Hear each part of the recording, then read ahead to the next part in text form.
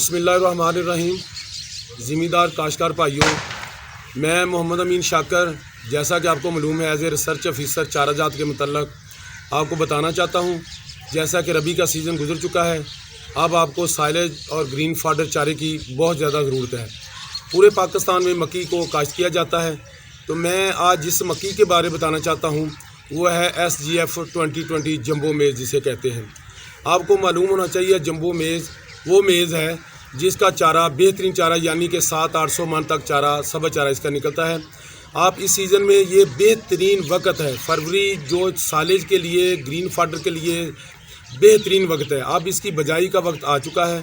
मैं कहूँगा कि आप जंबो मेज़ लगाएं और 700-800 मन तक चारे के लिए, सब चारा यानी, और ग्रीन फॉडर के लिए आप इसको लगाना शुरू कर दें। जो फरवरी में लगाएंगे उसका आप साली बन जाएगा, क्योंकि अगर लेट लगाएंगे तो उसका आगे मौसम गर्मा आ जाता है, जिस वजह से दाने अच्छी तरह नहीं लगते लोग ज़्यादा। इसके मतलब दूसरी बात यह है कि अगर आप सब चारे के लगाएंगे तो ये फरवरी से लेकर मार्च अप्रैल गंदम काटने के बाद भी इसको लगा सकते हैं। इसकी खूबी ये है कि एक तो इसकी छल्ली के साइज़ भी आप देख सकते हैं, मेरे हाथ में है, इसका छल्ली का साइज़ बहुत बड़ा है। दूसरा कि इसके मतलब जो मैं बताना चाहता हूँ आपको कि ये देखें आपको कि ये इसका जब इसका साइज़ है, जिसको जंबो इसलिए कहते हैं कि ये आप देख सकते हैं इसकी जड़ें भी बहुत ज़्यादा हैं और इसकी हाइट जो है आप खुद देख सकते हैं, इसकी हाइट भी बहुत ज़्यादा है। तो इसलिए मैं कहूँगा कि जंबो मेज़ लगाएं। मीठी है, जानवर शौक़ से खाते हैं, जानवर शौक़ से खाने की वजह से इसकी पैदावार भी दूध की भी बढ़ जाती है और ये पूरे पाकिस्तान में लगा सकते हैं। ये मक्की पूरे पाकिस्तान में लगा सकते हैं। सिंथेटिक है, इसका कोई प्रॉब्लम नहीं है, ये हाइब्रिड नहीं है, जबकि हाइब्रिड इसके मुकाबले में ज़्यादा से ज़्यादा 20-22 टन से ज़्यादा इसकी पैदावार नहीं होती। 10 kg का थैला एक खेत में लगाते हैं, बिल्कुल जिस तरह 2 बोरी DAP, 1 बोरी यूरिया और प्लांट प्रोटेक्शन मैयर के लिए उसको स्प्रे वगैरह करते हैं। आप ये थैला देख सकते हैं कि ये वाला थैला इसका 10 kg है, जंबो मेज़ वाला ये थैला है। ये 1 एकड़ के लिए इसका बीज है। आपको ये मार्केट में कहीं जंबो के नाम से या इस किस्म का बीज नहीं मिलेगा, क्योंकि जो लोग लगाते हैं उनके पास ये वाली वैरायटी है। ये आप देख सकते हैं, ये उसकी छलियाँ हैं, उसको वाइट पर्ल कहते हैं या उसको एफगोई कहते हैं। ये वाली एफगोई की छलियाँ हैं।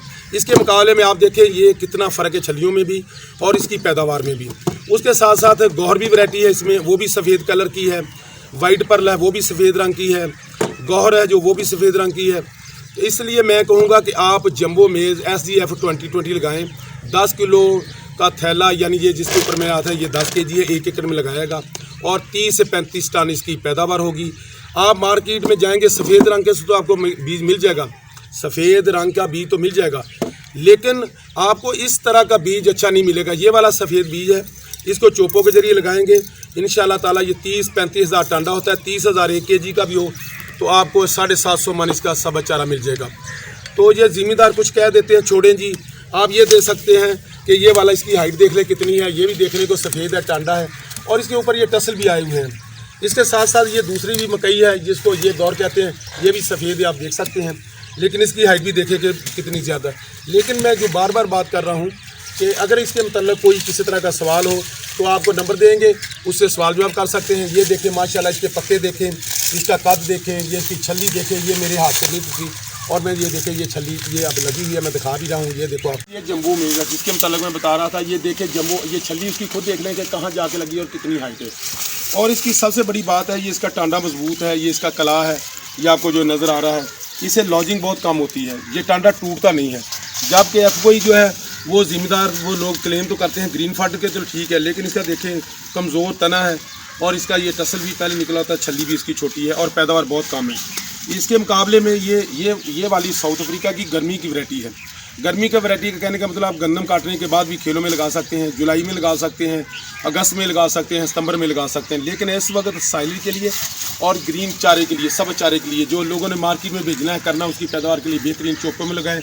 10 kg बीज थैला जो आपको मैंने पहले बताया है वो उसके चोपे लगाएं और बेहतरीन पैदावार। और खाद का मसला इतना ज़्यादा नहीं है, 1 बोरी DAP और 1 यूरिया और प्लांट प्रोटेक्शन सब चारे के लिए। अगर आपने छलियाँ लेनी है, साली बनाना है तो 1 पोटाश की बोरी डाल रहे हैं और 1 DAP की और यूरिया की। और पैदावार ये जेनेटिकली इसका जो पोटेंशियल इतना है, इसमें कोई मेरी कारागरी नहीं, एक टीम के वर्क है और इसमें जेनेटिकली इसकी हाइट बहुत ज़्यादा है।